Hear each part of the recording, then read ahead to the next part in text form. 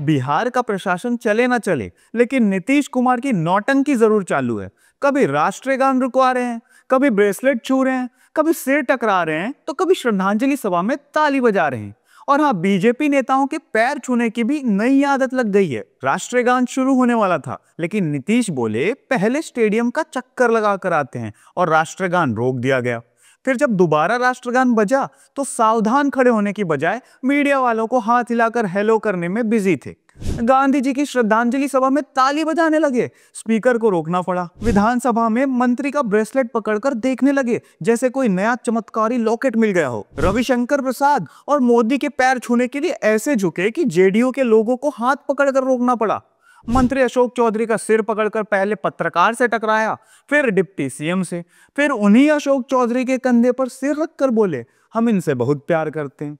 बिहार के लोग ये सोच रहे थे कि सीएम प्रदेश संभालेंगे, लेकिन यहां तो नया शो चल रहा है, द नीतीश कुमार शो। तो क्या ये सब सिर्फ इत्तेफाक है या फिर राजनीति से ध्यान भटाने का कोई नया तरीका?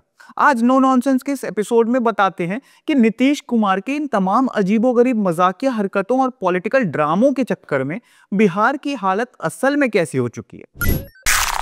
आज बिहार की कानून व्यवस्था, अर्थव्यवस्था और शिक्षा व्यवस्था तीनों धरातल पर हैं। मार्च 2025 के दूसरे हफ्ते में सिर्फ 48 घंटों के अंदर राज्य के 2 बड़े पुलिस अफसरों की हत्या हो गई।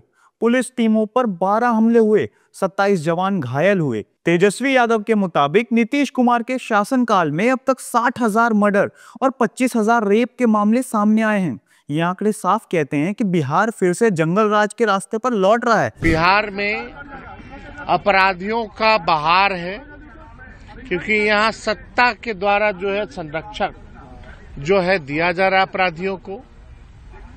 अपराधी इतने बेलगाम हो गए हैं कि पुलिस के लोगों को भागना पड़ रहा है। पुलिस के लोगों को दौड़ा दौड़ा के लोग पीट करके भगा रहे हैं। एएसआई रैंक के लोगों की हत्या हो रही है। एनसीआरबी का आंकड़ा निकाला और नीतीश जी के मुख्यमंत्री रहते हुए 20 सालों में 60,000 मर्डर हुए हैं, 25,000 रेप हुए हैं, बलात्कार हुआ है, गैंगरेप हुआ है। लेकिन बिहार के प्रॉब्लम सिर्फ कानून व्यवस्था तक सीमित नहीं है। बेरोजगारी चरम पर है। सीएमआई की मार्च 2025 की रिपोर्ट के मुताबिक बिहार में अनएम्प्लॉयमेंट रेट 16% पार कर गया है, जो नेशनल एवरेज से लगभग 3 गुना ज्यादा है। युवाओं की फौज नौकरी के इंतजार में बूढ़ी हो रही है और बिहार के छात्र दूसरे राज्यों में पलायन के लिए मजबूर है। शिक्षा व्यवस्था दम तोड़ रही है। एसीआर रिपोर्ट के मुताबिक राज्य के करीब 60% स्कूलों में बेसिक इंफ्रास्ट्रक्चर जैसे टॉयलेट, बिजली और पीने का साफ पानी नहीं है। क्लासरूम्स खाली हैं, टीचर नदारद हैं और छात्रों का भविष्य अधर में लटक रहा है। स्वास्थ्य सेवाओं की हालत गंभीर है। नीति आयोग की 2024-25 की रिपोर्ट बताती है कि बिहार हेल्थ इंडेक्स में लगातार नीचे गिर रहा है। प्राइमरी हेल्थ सेंटर्स में डॉक्टर्स और दवाओं की भारी कमी है। स्टेट में हर 28,000 लोगों पर सिर्फ एक डॉक्टर अवेलेबल है, जबकि नेशनल एवरेज 11,000 है। आर्थिक विकास ठप है। आरबीआई और नीति आयोग के ताजा आंकड़ों के मुताबिक बिहार की प्रति व्यक्ति आय अभी देश में सबसे नीचे है। इन्वेस्टमेंट्स के नाम पर सिर्फ कागजी घोषणाएं हैं, जमीन पर कुछ नहीं है। स्टेट में इंडस्ट्रियल डेवलपमेंट लगभग ना के बराबर है, जिससे एम्प्लॉयमेंट जनरेशन नामुमकिन होता जा रहा है। ऐसे में सवाल यह है कि जब बिहार इतने गहरे संकटों में घिरा हुआ है, तब सरकार का पूरा ध्यान इन नौटंकियों में क्यों है? सीधी सी बात है कि बिहार सरकार की लापरवाही की कीमत जनता चुका रही है। कानून व्यवस्था, शिक्षा, रोजगार और स्वास्थ्य जैसे असल मुद्दों से सरकार का ध्यान पूरी तरह भटक चुका है, जिसका खामियाजा बिहार का आम आदमी भुगत रहा है।